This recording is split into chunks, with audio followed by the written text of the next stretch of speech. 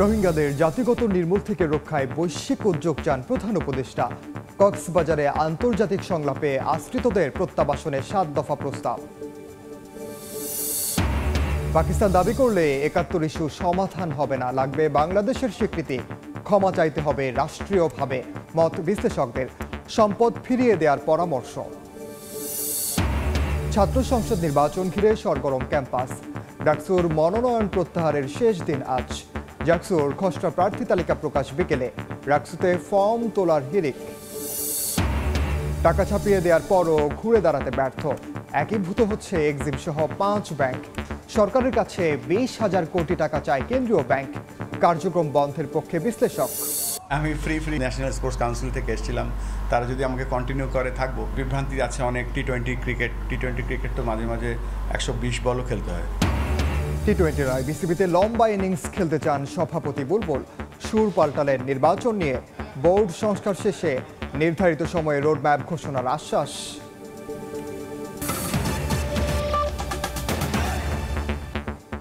সময় সংবাদের সঙ্গে আছি আমি ওমর ইনাম।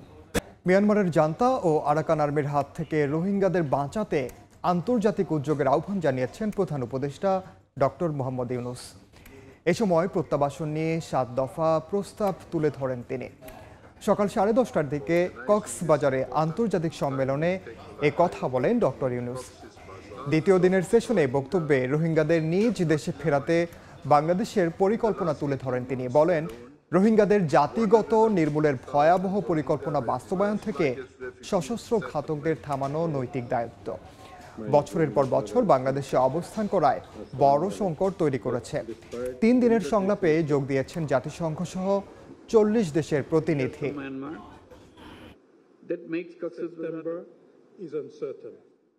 We don't afford anymore to stand silent at the protected situation of the Rohingyas. Hence, we urge upon the international community to undertake collective efforts to stop the Myanmar junta and the Arakan army from unleashing violence against Rohingya. Effective role of the international community is much more needed than ever before. Therefore, we urge all parties and partners to work hard for charting a practical roadmap for their speedy, safe, and dignified, voluntary, and sustainable return to their homes in Rakhine as soon as possible. এদিকে কক্সবাজারের উখিয়ার ক্যাম্পে নানা আয়োজনে রোহিঙ্গা গণহত্যা স্মরণ দিবস পালন করেছে আশ্রিতরা। নিরাপদ প্রত্যাবাসন, নাগরিক স্বীকৃতি, সহায় সম্পত্তি ফেরতের দাবি জানান তারা। আন্তর্জাতিক আদালতে চলমান মামলার দ্রুত বিচার চান রোহিঙ্গারা। মোহাম্মদ ফরাজের ক্যামেরায় বিস্তারিত জানাচ্ছেন সুজাউদ্দিন রুবেল।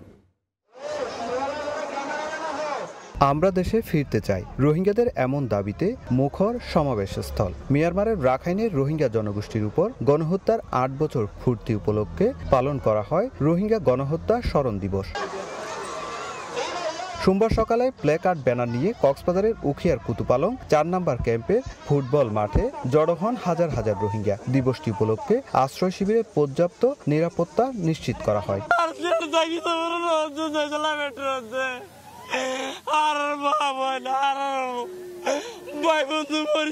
আরা বদলালে বলা চাই আরা দুনিয়াতন বিচার চাই যে আরা শান্তির ভূমিকা তাই পারি বলে আরা জীবন চাই। শুধু কুতুপালং নয়, টেকনাফের অন্তত 60টি সহ অধিকাংশ রোহিঙ্গা ক্যাম্পে পালন হয় দিবসটি। পৃথক সমাবেশ থেকে রোহিঙ্গা নেতারা তুলে ধরেন একাধিক দাবি, জানান নিরাপদ ও সম্মানের সঙ্গে মিয়ানমারে প্রত্যাবাসনের।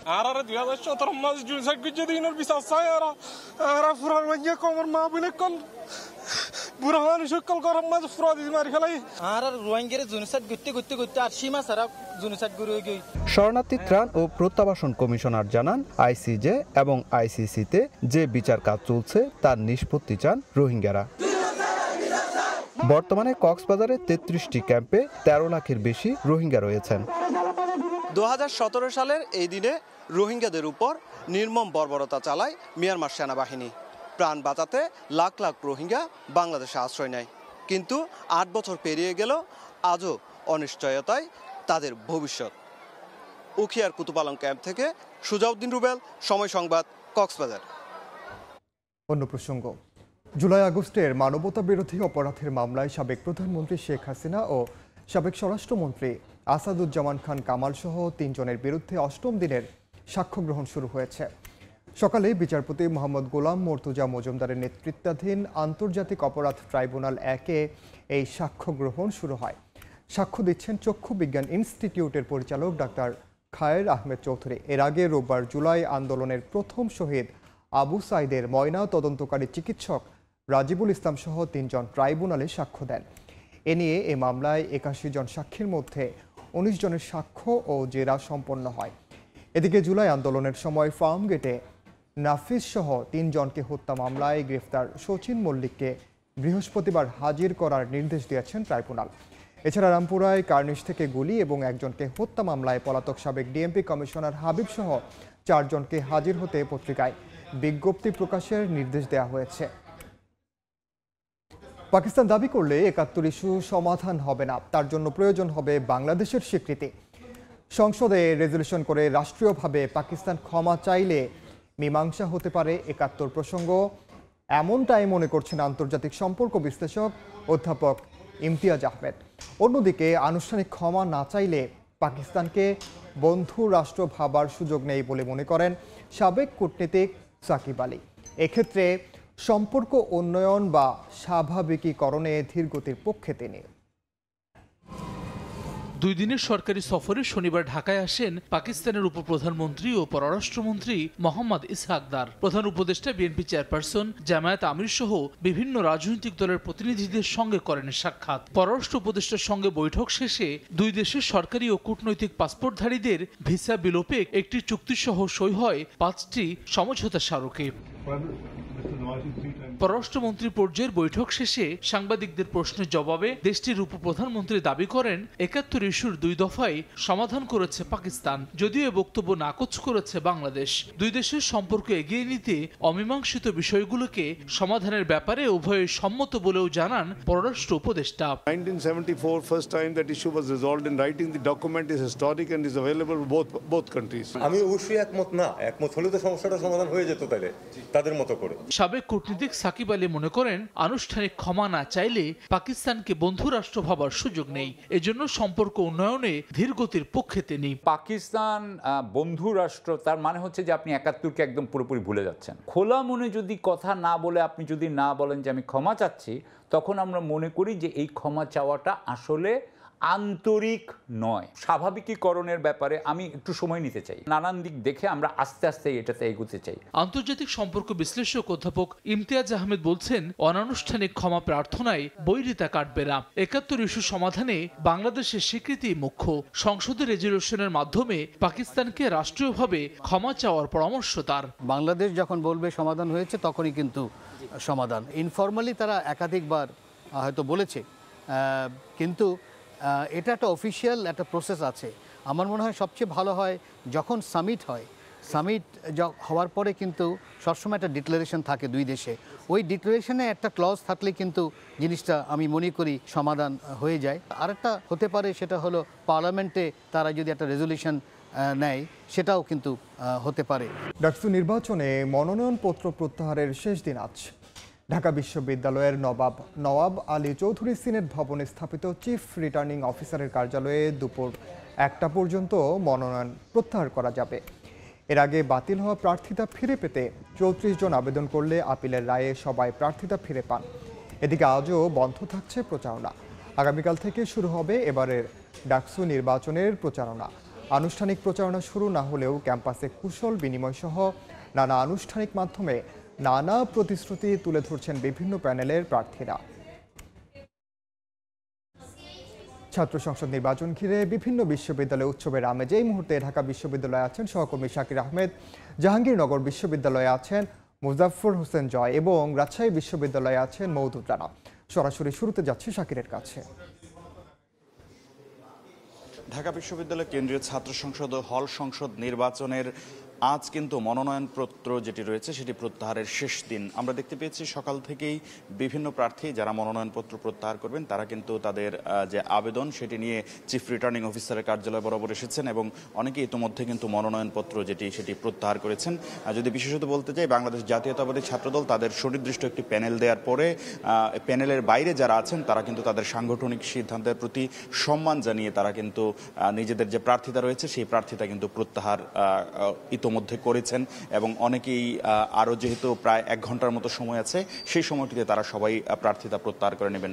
পাশাপাশি অন্য কয়েকজন প্রার্থীকেও আমরা দেখেছি গত কয়েকদিনে প্রার্থিতা যেটি প্রত্যাহারের সুযোগ ছিল সেই সুযোগে তারা কিন্তু প্রার্থিতা তাদের প্রত্যাহার করেছেন। আরেকটি বিষয় যদি বলতে চাই, এবার কিন্তু প্রাথমিক যাচাই বাছাইয়ে 34 জন প্রার্থী কিন্তু আপিল করেছিলেন যাদের মনোনয়নপত্র বাতিল হয়েছিল। সেই পরবর্তীতে যাচাই বাছাইয়ে কিন্তু কমিশন তাদের যে 34 জনের প্রার্থিতা সেটি কিন্তু ফিরিয়ে দিয়েছে এবং পাশাপাশি তারা বলেছেন যে আচরণবিধি লঙ্ঘন সহ নানা আনুষ্ঠানিক যে অভিযোগগুলো আসছে সেই অভিযোগগুলো তারা আমলে নিয়ে যেন একটি সুষ্ঠু এবং একটি লেভেল প্লেয়িং ফিল্ড যুক্ত একটি নির্বাচন তারা যেন নিশ্চিত করতে পারেন সে লক্ষ্যে তারা কাজ করছেন। পাশাপাশি আনুষ্ঠানিক যে প্রচারণা সেটি কিন্তু আগামীকাল থেকে শুরু হবে। আনুষ্ঠানিক প্রচারণা শুরু হওয়ার আগে নানা অনানুষ্ঠানিক যে মাধ্যমগুলো রয়েছে কুশল বিনিময় সহ যে সামাজিক আচরণাদি সেগুলোর মাধ্যমে কিন্তু তারা তাদের অবস্থান জানান দিচ্ছেন, নানা প্রতিশ্রুতি দিচ্ছেন। শুধু ঢাকা বিশ্ববিদ্যালয় নয়, ছাত্র সংসদ নির্বাচনের আমেজ আছে অন্য ক্যাম্পাসেও। আমরা যাব জাহাঙ্গীরনগর বিশ্ববিদ্যালয়, আমাদের সঙ্গে যুক্ত হবেন সহকর্মী মোজাফফর হোসেন জয়। আমি এই মুহূর্তে রয়েছি জাহাঙ্গীরনগর বিশ্ববিদ্যালয়ের যে কলা ভবন রয়েছে সেখানে এবং কেন্দ্রীয় শহীদ মিনারের পাদদেশে। মূলত জাহাঙ্গীরনগর বিশ্ববিদ্যালয়ে আজকে কেন্দ্রীয় সংসদ নির্বাচন যে রয়েছে এবং হল সংসদ নির্বাচন রয়েছে সেই নির্বাচনের যে মনোনয়নপত্র যেগুলো জমা দেওয়া হয়েছিল তার যে খসড়া যাচাই বাছাইয়ের পর্ব সেই পর্ব শেষ করে বিকাল 4টা থেকে 5টা নাগাদ মূলত প্রার্থী তালিকা ঘোষণা করবেন নির্বাচন কমিশনার। আমাদেরকে যতটুকু জানিয়েছেন যে খসড়া তালিকা ভোটার খসড়া যে মনোনয়নপত্র রয়েছে সেই প্রার্থিতা ঘোষণা করা হবে। ইতিমধ্যেই আমরা জাহাঙ্গীরনগর বিশ্ববিদ্যালয়ে দেখতে পেয়েছি যে নির্বাচনের যে আমেজ সেটি শুরু হয়ে গিয়েছে, তবে মিশ্র প্রতিক্রিয়া রয়েছে। শিক্ষার্থীরা বলছেন যে মূলত নির্বাচন যেহেতু 11ই সেপ্টেম্বর, তার আগে কিন্তু বিশ্ববিদ্যালয়ের যে নির্বাচনের একটা পরিবেশ তৈরি করার প্রয়োজন ছিল সেই পরিবেশ এখনো তৈরি হয়নি। কথা উঠেছিল যে মূলত জাহাঙ্গীরনগর বিশ্ববিদ্যালয়ে যে অছাত্র রয়েছে তাদেরকে হল থেকে বের করে দিয়ে বহিরাগতদের আগমন সম্পূর্ণ নিষিদ্ধ করার কথা জানিয়ে ছিল। শিক্ষার্থীদের পক্ষ থেকে দাবি উঠেছিল এবং প্রার্থীদের পক্ষ থেকে দাবি উঠেছিল। এখানে প্রার্থীরা বলছেন যে সাধারণত বহিরাগতরা যদি ক্যাম্পাসে প্রবেশ করে নির্বাচন অনেকটা বাধাগ্রস্ত হবে, কালো টাকার ছড়াছড়ি হতে পারে, আইন শৃঙ্খলা পরিস্থিতির অবনতি ঘটতে পারে। যদিও প্রশাসনের পক্ষ থেকে বলা হচ্ছে যে পর্যাপ্ত পরিমাণে আইন শৃঙ্খলা বাহিনীর পুলিশ সদস্য, র্যাব সদস্য, এমনকি সেনাবাহিনীর সদস্যদের মোতায়েন করার কথা বলা হয়েছে, কিন্তু সেক্ষেত্রে কিন্তু তারা বলছেন যে সেটি আলাদা বিষয়। কিন্তু তার আগে নির্বাচন যে সুষ্ঠু এবং অবাধ করার জন্য যে নির্বাচন প্রচারণা চলবে সেখানে কিন্তু কালো টাকা এবং কিন্তু সন্ত্রাসীদের আগমন ঘটতে পারে এই ক্যাম্পাসে, যার ফলে কিন্তু নির্বাচন অনেকটা বাধাগ্রস্ত হতে পারে বলে তারা ধারণা করছেন। তো আমার কাছে জাহাঙ্গীরনগর বিশ্ববিদ্যালয় থেকে আজকে নির্বাচনের এই ছিল সর্বশেষ তথ্য। আমরা এখন চলে যাব রাজশাহী বিশ্ববিদ্যালয়ে, সেখানে নির্বাচনের খবরাখবর জানাবেন আমাদের সহকর্মী মওদুদ রানা। ঘোষিত 15ই সেপ্টেম্বর রাজশাহী বিশ্ববিদ্যালয়ের কেন্দ্রীয় ছাত্র সংসদ নির্বাচন হবে নাকি ছাত্রদলের চাওয়া অনুযায়ী এই নির্বাচন পেছানো হবে, এই প্রশ্ন এখন রাজশাহী বিশ্ববিদ্যালয়ের ক্যাম্পাস জুড়ে এবং এই ইস্যুতে ক্যাম্পাসে উত্তেজনাও ছড়িয়েছে। এই মুহূর্তে রাজশাহী বিশ্ববিদ্যালয়ের প্রশাসন ভবনের পাশে ছাত্রদল অবস্থান নিয়ে বিক্ষোভ এবং প্রতিবাদ সমাবেশ করছেন। তাদের দাবি যে 2 মাস নির্বাচন অন্তত পেছাতে হবে এবং তাদের যুক্তি যে এখন পর্যন্ত ছবিযুক্ত যে ভোটার তালিকা প্রকাশ সেটি করা হয়নি এবং একই সাথে আবাসিক হলে নির্বাচন না হয়ে একাডেমিক ভবনে নির্বাচন অনুষ্ঠিত হবে। এবং এর কিছুক্ষণ আগে আমরা যে ভবনটিতে দাঁড়িয়ে রয়েছি রাকসু কোষাধ্যক্ষ কার্যালয়, এইখানে যারা সাবেক সমন্বয়করা ছিলেন তাদের সাথে রাকসু নির্বাচন কমিশন একটি বৈঠক করেছেন এবং সেই বৈঠকে সাবেক সমন্বয়করা স্পষ্ট করে বলেছেন ঘোষিত যে 15ই সেপ্টেম্বর সেই তারিখেই নির্বাচন হতে হবে। এবং এর আগে গতকাল ছাত্র শিবির, ছাত্র ইউনিয়ন সহ যে বাম ঘরানা রাজনৈতিক ছাত্র সংগঠনগুলো রয়েছে তাদেরও একই দাবি যে 15ই সেপ্টেম্বর আসলে নির্বাচন হতে হবে। আমরা নির্বাচন কমিশনের সাথে সাথে কথা বলেছি, তারা বলছেন যে বিশ্ববিদ্যালয়ের যে বিভিন্ন অংশীজনরা রয়েছেন তাদের সাথে তারা বৈঠক করছেন। আজ বিকেলেও 3টার সময় একটি বৈঠক করবেন এবং সেই বৈঠকের পর আসলে তারা সিদ্ধান্ত জানাবেন যে ঘোষিত 15ই সেপ্টেম্বর নির্বাচন অনুষ্ঠিত হচ্ছে কি হচ্ছে না। আমরা ছাত্রদল নেতাদের সাথে কথা বলেছিলাম, তারা বলছেন তাদের যদি নির্বাচন না পেছানো হয় তারা লাগাতার আন্দোলন করবেন। অন্যদিকে যারা বৈষম্য বিরোধী সাবেক সমন্বয়করা রয়েছেন, ছাত্ররা রয়েছেন এবং বিভিন্ন রাজনৈতিক সংগঠনগুলো রয়েছেন, তারা বলছেন যে তারা 15 তারিখেই নির্বাচন চান। এদিকে আজকে যে মনোনয়ন ফর্ম বিতরণের দ্বিতীয় দিন, সেদিন 4টি মনোনয়ন উঠেছে। এ নিয়ে গতকাল এবং আজ মিলে 10 জন মনোনয়ন ফর্ম উত্তোলন করেছিলেন। এই ছিল রাজশাহী থেকে আমার কাছে সর্বশেষ। কেন্দ্রীয় ছাত্র সংসদ নির্বাচনের খবর জানতে সরাসরি যুক্ত ছিলাম ঢাকা বিশ্ববিদ্যালয়, জাহাঙ্গীরনগর বিশ্ববিদ্যালয় এবং সবশেষ রাজশাহী বিশ্ববিদ্যালয়ে। জাতীয় সংসদ নির্বাচন উপলক্ষে নির্বাচনী এলাকাসমূহের সীমানা পুনর্নির্ধারণের বিষয়ে দাবি ও আপত্তি নিষ্পত্তি সংক্রান্ত শুনানির দ্বিতীয় দিন আজ। এই মুহূর্তে আগারগাঁওয়ে নির্বাচন কমিশনে আছেন সহকর্মী কাউসারা চৌধুরী কমু। সরাসরি যাচ্ছে তার কাছে। সংসদীয় ত্রয়োদশ জাতীয় সংসদ নির্বাচনের সংসদীয় আসনের পুনর্বিন্যাসের যে আপত্তি আপিল এর পরে শুনানি চলছে। শুনানির দ্বিতীয় দিন আজ নির্বাচন কমিশনে। প্রধান নির্বাচন কমিশনারের সভাপতিত্বে চলছে এই শুনানির দ্বিতীয় দিন।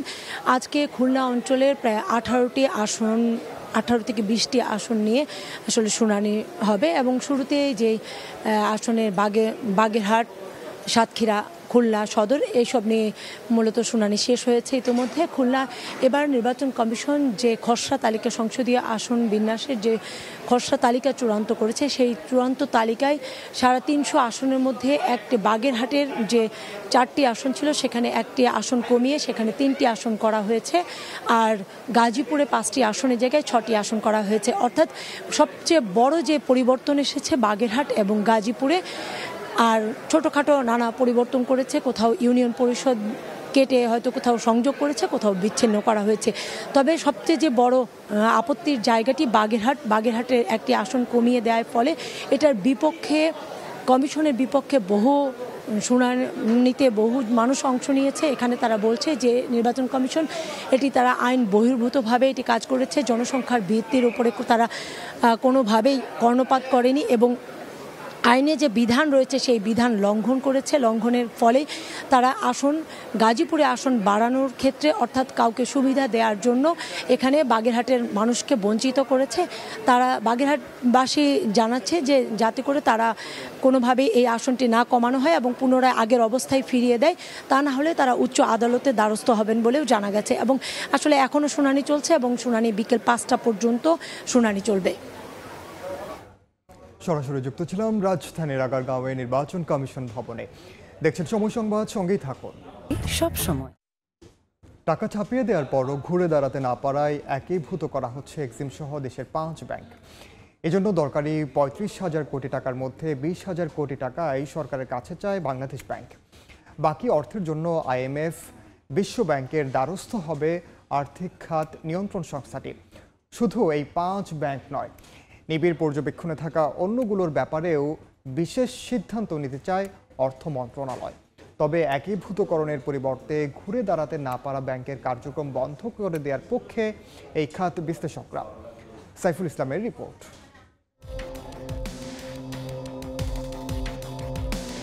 খেলাপি ঋণ, মূলধন ঘাটতি, সুশাসনের অভাব, রাজনৈতিক হস্তক্ষেপ সহ নানা কারণে বিপর্যস্ত দেশের ব্যাংকিং খাত, কমছে গ্রাহকের আস্থা। অবস্থার উত্তরণে কয়েক মাস আগে প্রায় 27,000 কোটি টাকা ছাপিয়ে দেওয়া হয় এক্সিম, ফার্স্ট সিকিউরিটি, ইউনিয়ন সহ দুর্বল 5 বেসরকারি ব্যাংকে। তাতেও ঘুরে দাঁড়াতে না পারায় এবার একীভূত করতে যাচ্ছে কেন্দ্রীয় ব্যাংক। এজন্য দরকার হতে পারে 35,000 কোটি টাকা, যার মধ্যে 20,000 কোটি টাকাই সরকারের কাছে চাইবে বাংলাদেশ ব্যাংক। বাকি অর্থ চাওয়া হবে আমানত বীমা তহবিল সহ IMF, বিশ্বব্যাংকের কাছে। ডিপোজিট ইন্স্যুরেন্সে যেহেতু অনেক টাকা আছে, সরকার চাইলে সেইগুলো বাংলাদেশ ব্যাংকের বিবেচনায় যদি ওখান থেকে কিছু কম্পেনসেট দরকার হয় তাহলে সেখান থেকেও তারা এই টাকা কিছু ট্রান্সফার করে নিতে পারে। একীভূত করার আগেই এসব ব্যাংকের সব শেয়ার শূন্য করার পাশাপাশি ফেরত দেওয়া হবে ক্ষুদ্র আমানত। A, B আর C ব্যাংক মার্জ করছে, সাধারণ মানুষের কাছে ABCর শেয়ার রয়েছে। এখন 3টা কোম্পানির শেয়ারের অভিহিত মূল্য সেম, কিন্তু বাজার মূল্য তো সেম না। তখন বাজার মূল্যকে ওয়েটেড অ্যাভারেজ দিয়ে সেম আনা হবে। এদিকে বিশেষ নজরে রাখা আরও কয়েকটি ব্যাংকের ব্যাপারেও বিশেষ ভাবনার কথা জানিয়েছেন অর্থ উপদেষ্টা। ডিপোজিটের টাকা কোনোভাবে যাতে না হবে সেই দৃষ্টি নিয়ে মার্জার করবে, আর মার্জার করবে এইভাবে যে যাতে মার্জার করবে ওটা কিন্তু একটা ভায়াবল ব্যাংক হয়। এমন কিছু কিছু ব্যাংক আছে যাদেরকে যতই মার্জার দেয় ওরা আপনার ইসের আওতায় বাইরে চলে গেছে, ওটা এখন প্যালিয়েটিভই আছে। তবে একীভূতকরণে ব্যাংক খাতে বিদ্যমান সমস্যার সমাধান দেখছেন না আর্থিক খাত বিশ্লেষকরা। কেন আপনি সরকার এগুলোর পিছনে আবার টাকা পয়সা দিবে? কয়দিন আগে দেখলো না লিকুইডিটি সাপোর্ট দিয়ে একটা ব্যাংক ঘুরে দাঁড়াইছে। এগুলোকে সাপোর্ট না দিয়ে বরঞ্চ তাদের কাছ থেকে একটা রিকভারি প্ল্যান নিয়ে একটা সময় নিয়ে ছেড়ে দেন। এর মধ্যে ঘুরে দাঁড়াতে পারলে পারবা, নাহলে ইউ মাস্ট কুইট। বাংলাদেশ ব্যাংকের তথ্য, গেল বছরের সেপ্টেম্বর থেকে চলতি বছরের মে পর্যন্ত দুর্বল 5 ব্যাংকের আমানত কমেছে 22,060 কোটি টাকা। সুদসহ ঋণ গ্রহীতার কাছে মোট বকেয়া ঋণ বেড়ে দাঁড়িয়েছে 3,855 কোটি টাকা। এ সময় খেলাপি ঋণ দাঁড়িয়েছে প্রায় 1,47,000 কোটি টাকা, যা মোট দেয়া ঋণের প্রায় 77%। সাইফুল ইসলাম, সময় সংবাদ, ঢাকা। টঙ্গীর তুরাগ নদের উপর নতুন বেইলি ব্রিজ নির্মাণের দাবিতে ঢাকা ময়মনসিংহ মহাসড়ক অবরোধ করে মানববন্ধন করেছেন স্থানীয়রা। যান চলাচল ব্যাহত হওয়ায় চরম ভোগান্তিতে পড়েন যাত্রীরা। সকালে বিআরটি ফ্লাইওভার অবরোধ করেন টঙ্গী বাজার উত্তরার ব্যবসায়ী ও রাজনৈতিক নেতাকর্মী সহ সাধারণ মানুষ। ঘণ্টাব্যাপী অবরোধে ফ্লাইওভারের দুপাশে যান চলাচল বন্ধ হয়ে তীব্র যানজট দেখা দেয়। বক্তারা বলেন, বেইলি ব্রিজ না থাকায় টঙ্গী বাজারের ব্যবসায়ীরা ক্ষতিগ্রস্ত হচ্ছেন।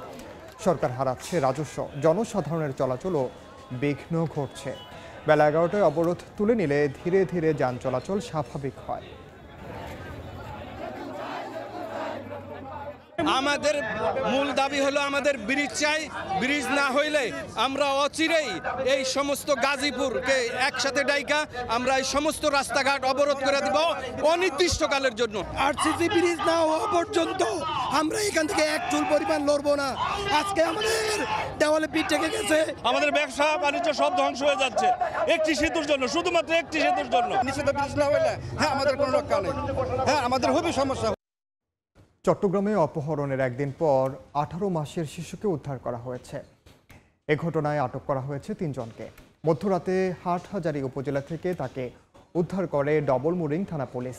23 আগস্ট বিকেলে আগ্রাবাদ এলাকার মামার বাড়িতে বেড়াতে আসেন নিশান। পরদিন তার মামাতো ভাই আয়াতকে নিয়ে বাড়ি থেকে বেরিয়ে যায় তার ফুফাতো ভাই নিশান। এরপর থেকেই নিখোঁজ ছিল শিশুটি।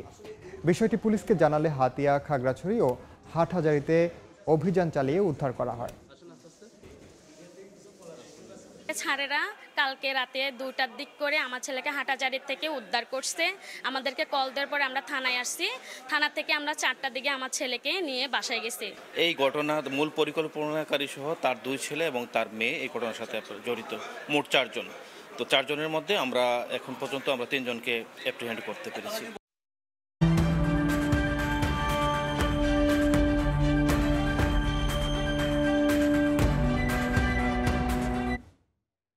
প্রতি বছর বর্ষা এলেই বাড়ে ডেঙ্গুর প্রবণতা। এবারের চিত্র আরও উদ্বেগজনক। আশঙ্কাজনক হারে যেমন বাড়ছে আক্রান্তের সংখ্যা, তেমনি একদিনে রাজধানীতে সর্বোচ্চ 5 জনের মৃত্যুর খবরও মিলেছে সম্প্রতি। ডেঙ্গু প্রতিরোধে সচেতনতার পাশাপাশি সংশ্লিষ্ট সংস্থার কার্যকর উদ্যোগের আহ্বান বিশেষজ্ঞদের। বিস্তারিত শবনব নিবিড়ের রিপোর্টে। বর্ষার আগমনের সঙ্গে যেন পাল্লা দিয়ে বাড়ে ডেঙ্গুর প্রাদুর্ভাব। তৈরি হয় এডিসের লার্ভার জন্য অনুকূল পরিবেশ। বর্তমানে দেশের হাসপাতালগুলোতে আক্রান্ত রোগীর সংখ্যা বৃদ্ধির সঙ্গে আশঙ্কাজনক হারে বেড়ে চলেছে মৃত্যুহার। স্বাস্থ্য অধিদপ্তরের তথ্য মতে গত 21 আগস্ট একদিনেই মারা গেছেন 5 জন। একদিনের ব্যবধানে 23 আগস্ট মারা যায় আরও 4 জন রোগী। চলতি মৌসুমে এখন পর্যন্ত সারা দেশে সবচেয়ে বেশি প্রাদুর্ভাব দেখা গেছে দক্ষিণবঙ্গে। গত 8 মাসে বরিশালে আক্রান্ত 9,455 ও মারা গেছেন 18 জন। লক্ষণ দেখা মাত্রই দেরি না করে দ্রুত চিকিৎসকের পরামর্শ নেওয়ার আহ্বান সংশ্লিষ্টদের। বর্ষাকাল হিসাবে গত কয়েক মাসের তুলনায় এটা একটু করে বাড়ছে। আক্রান্ত হওয়ার পরেও শুরুতেই যদি চিকিৎসকের শরণাপন্ন হওয়া যায় তাহলে এই রোগের মৃত্যু তথা অন্যান্য জটিলতা থেকে নিজেদেরকে রক্ষা করা সম্ভব। কীটতত্ত্ববিদ বলছেন, এডিস মশা সাধারণত পরিষ্কার পানিতে ডিম পাড়ে। তাই বাড়ির আশেপাশে কোনো পাত্রে বা টবে অথবা অন্য কোথাও 3 দিনের বেশি যেন পানি জমে না থাকে সেদিকে খেয়াল রাখতে হবে। ডেঙ্গু যদি আমরা ঠেকাতে চাই তাহলে যেটি প্রয়োজন সেটি হচ্ছে হটস্পট ম্যানেজমেন্ট। নাগরিকদেরও সম্পৃক্ত হতে হবে, নিশ্চিত করতে হবে যেন কোথাও কোনো পাত্রে পানি জমা না হয়, কারণ পানি জমা হলেই সেখানে এডিস মশার ডিম পারবে এবং সেখান থেকে এডিস মশার প্রজনন হবে। রাতে মশারি ব্যবহারের অভ্যাস গড়ে তোলার পাশাপাশি ডেঙ্গুর প্রকোপ থেকে রেহাই পেতে সর্বোচ্চ সচেতন থাকার পরামর্শ বিশেষজ্ঞদের। শবনব নিবিড়, সময় সংবাদ, ঢাকা। এবার বায়ুমানের খবর।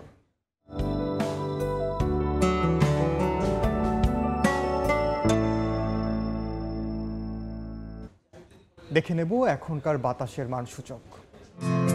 বায়ুমান বিষয়ক সংস্থা আইকিউ এয়ারের সূচক অনুযায়ী বাংলাদেশে এখনকার বাতাসের মান: ঢাকা বিভাগের বায়ুর মান ৯৮, এটি সন্তোষজনক, বাতাসের আর্দ্রতা ৬৮%। চট্টগ্রাম বিভাগে বায়ুর মান ৫৭, এটিও সন্তোষজনক, বাতাসের আর্দ্রতা ৭৫। রাজশাহী বিভাগে বায়ুমান ৯৪, যা সন্তোষজনক, আর্দ্রতা ৭৩। সিলেট বিভাগে বায়ুর মান ৭৩, এটি সন্তোষজনক, বাতাসের আর্দ্রতা ৭৭%। খুলনা বিভাগের বায়ুমান ৬২, এটিও সন্তোষজনক, বাতাসের আর্দ্রতা ৭০। বরিশাল বিভাগে বায়ুর মান ৬৩, যা সন্তোষজনক, আর্দ্রতা ৬৯। রংপুর বিভাগের বায়ুমান ৮২, এটি সন্তোষজনক, বাতাসের আর্দ্রতা ৬৯। ময়মনসিংহ বিভাগের বায়ুমান ৮০, এটিও সন্তোষজনক, বাতাসের আর্দ্রতা ৭৩%। সারা দেশে বায়ুর মান সবচেয়ে ভালো চট্টগ্রামে ৫৭ আর সবচেয়ে খারাপ ঢাকায় ৯৮। দেখছেন সময় সংবাদ। দেশের বাইরের খবর। বন্দি বিনিময় প্রস্তাবে রাজি হতে নেতানিয়াহুর প্রতি আহ্বান জানিয়েছেন ইসরায়েলি সেনাপ্রধান। গাজা সিটি দখলে নিতে গেলে জিম্মিদের জীবন ঝুঁকিতে পড়তে পারে বলে শঙ্কা তার। হামাসের অভিযোগ, নেতানিয়াহু নতুন নতুন শর্ত চাপিয়ে দিয়ে যুদ্ধবিরতির আলোচনাকে বাধাগ্রস্ত করছেন। চলতি মাসের ৬ তারিখ থেকে ইসরায়েলি অভিযান জোরদারের পর গাজা সিটির জেতুন ও সাবরা এলাকায় ১,০০০-এর বেশি ভবন পুরোপুরি ধ্বংস হয়েছে। গাজা কর্তৃপক্ষ বলছে ধ্বংসস্তূপের নিচে চাপা পড়েছে শত শত মানুষ। দখলদারদের হামলায় একদিনে নিহত হয়েছেন বহু ফিলিস্তিনি, যাদের মধ্যে কয়েকজন প্রাণ হারান ত্রাণ সহায়তা নিতে গিয়ে। অনবরত বোমাবর্ষণ আর অবরোধের কারণে হাসপাতালগুলোর কার্যক্রম প্রায় বন্ধের পথে। চিকিৎসকরা হিমশিম খাচ্ছেন আহতদের চাপ সামলাতে। উপত্যকায় দুর্ভিক্ষ ক্রমেই ভয়াবহ রূপ নিচ্ছে। গাজার স্বাস্থ্য মন্ত্রণালয়ের হিসাব অনুযায়ী অনাহার ও অপুষ্টিতে এরই মধ্যে প্রায় ৩০০ জনের মৃত্যু হয়েছে। এর মধ্যে শতাধিক শিশু আছে। ফিলিস্তিন বিষয়ক জাতিসংঘের শরণার্থী সংস্থার প্রধান ইসরায়েলের দুর্ভিক্ষ অস্বীকারকে অমানবিকতার সবচেয়ে ভয়াবহ উদাহরণ হিসেবে উল্লেখ করেছেন। অন্যদিকে জার্মান পররাষ্ট্রমন্ত্রী বর্তমান পরিস্থিতিকে অসহনীয় বলে আখ্যা দিয়ে অবিলম্বে যুদ্ধবিরতির আহ্বান জানিয়েছেন। বন্দি বিনিময় প্রস্তাব নিয়ে ভিন্ন মত দেখা দিয়েছে ইসরায়েলের শীর্ষ পর্যায়ে। সেনাপ্রধান এয়াল জামির সরাসরি প্রধানমন্ত্রী নেতানিয়াহুকে আহ্বান জানিয়েছেন দ্রুত বন্দি বিনিময় চুক্তি করতে। তার মতে, গাজা সিটি দখল করতে গেলে জিম্মিদের জীবন ঝুঁকির মুখে পড়বে। ফারহাদ চৌধুরী, সময় সংবাদ। নির্বাচন প্রসঙ্গে সুর পাল্টালেন বিসিবি সভাপতি আমিনুল ইসলাম বুলবুল। কুইক টি-20 ইনিংস নয়, বরং দেশের ক্রিকেটের প্রয়োজনে লম্বা ইনিংস খেলতে প্রস্তুত বর্তমান সভাপতি। সঠিক সময়ে নির্বাচনী রোডম্যাপ দেওয়া হবে বলেও জানান বুলবুল। সামনে বেশ কিছু বড় ইভেন্ট থাকায় আপাতত ক্রিকেটের উপর ফোকাস করছে বোর্ড। দায়িত্ব নিয়ে যে চার্টার দিয়েছেন সেটার বাস্তবায়ন করতে চান দেশের প্রথম টেস্ট সেঞ্চুরিয়ান তারেক হাসান শিমুলের রিপোর্ট। বাংলাদেশ ক্রিকেট বোর্ডে নির্বাচনী উত্তাপ, দফায় দফায় বৈঠক করছেন অংশীজনরা। দৌড়ঝাঁপ শুরু হয়েছে পরিচালক প্রার্থীদের। প্রতিদিনই শোনা যাচ্ছে নতুন সব গুঞ্জন। আলোচনায় টি-20 ইনিংস খেলতে বোর্ডে আসা আমিনুল ইসলাম বুলবুলও। বর্তমান কমিটির মেয়াদ আছে আর ১.৫ মাস। নিয়মানুযায়ী এই বোর্ডের নির্বাচন আয়োজন করে দায়িত্ব তুলে দেওয়ার কথা নতুন কমিটির হাতে, যদিও এখনও নির্বাচনী রোডম্যাপ ঘোষণা দেয়নি বিসিবি। নির্বাচন নিয়ে গড়িমসির ইচ্ছা নেই বর্তমান কমিটির। বোর্ড প্রধানের সোজা সাপটা কথা, অফকোর্স ইলেকশন অন টাইম হবে। সেই ইলেকশনটা করার জন্য যে আমাদের ইলেকশন কমিশন তৈরি করা, তারপরে যে আনুষঙ্গিক কাজ করা সেগুলো অন টাইমে হবে এবং আপনারা তাড়াতাড়ি সব কিছু জানতে পারবেন। বুলবুলের কুইক টি20 ইনিংসের সমাপ্তি কি অক্টোবরেই হবে নাকি সভাপতিত্বের অভিষেকেই সেঞ্চুরির পরিকল্পনা? নির্বাচন নিয়ে জানিয়েছেন নিজের ভাবনার কথা। দেশের ক্রিকেটের প্রয়োজন হলে থাকতে চান লম্বা সময়। ইলেকশন করতে যে রসদগুলো লাগে আমার নাই এবং আমি ফ্রি ন্যাশনাল স্পোর্টস কাউন্সিল থেকে এসেছিলাম, তারা যদি আমাকে কন্টিনিউ করে থাকবো। দায়িত্ব নিয়েই বোর্ড পরিচালনার চার্টার দিয়েছেন বুলবুল, যা অন্য পরিচালকদেরও মনে ধরেছে। প্রতিদিনই ছুটছেন বিভিন্ন জেলায়, কাজ করছেন তৃণমূলের ক্রিকেট উন্নয়নে। চার্টারটা আমরা সকলে মিলে এগ্রি করেছি, বোর্ডে অ্যাপ্রুভাল নিয়েছি, সেটা নিয়ে কাজ করছি। সেটার কাজটা আল্লাহর রহমতে খুব সুন্দর এগিয়ে চলেছে। বাংলাদেশ ক্রিকেট যদি মনে করে যে I need to stay little লঙ্গার, সেটা যে কোনো প্রক্রিয়াই হোক, যেন এই কাজটা আমি সব কিছু ছেড়ে দিয়ে এসেছি to serve my country. So I would love to continue. দায়িত্বটা উপভোগ করছেন, তাই সব কষ্ট আর বাধা উপেক্ষা করে কাজ করে যেতে খুব একটা সমস্যা হচ্ছে না বুলবুলের বলেও জানান তিনি। তারেক হাসান শিমুল, সময় সংবাদ, নারায়ণগঞ্জ। এ পর্যায়ে শীর্ষ সংবাদগুলো জানিয়ে দিচ্ছি আরেকবার। রোহিঙ্গাদের জাতিগত নির্মূল থেকে রক্ষায় বৈশ্বিক উদ্যোগ চান প্রধান উপদেষ্টা। কক্সবাজারে আন্তর্জাতিক সংলাপে আশ্রিতদের প্রত্যাবাসনে 7 দফা প্রস্তাব। পাকিস্তান দাবি করলে ৭১ ইস্যু সমাধান হবে না, লাগবে বাংলাদেশের স্বীকৃতি। ক্ষমা চাইতে হবে রাষ্ট্রীয়ভাবে মত বিশ্লেষকদের, সম্পদ ফিরিয়ে দেওয়ার পরামর্শ। এবং ছাত্র সংসদ নির্বাচন ঘিরে সরগরম ক্যাম্পাসে। ডাকসুর মনোনয়ন প্রত্যাহারের শেষ দিন আজ। ডাকসুর খসড়া প্রার্থী তালিকা প্রকাশ বিকেলে, ডাকসুতে ফর্ম তোলার হিড়িক।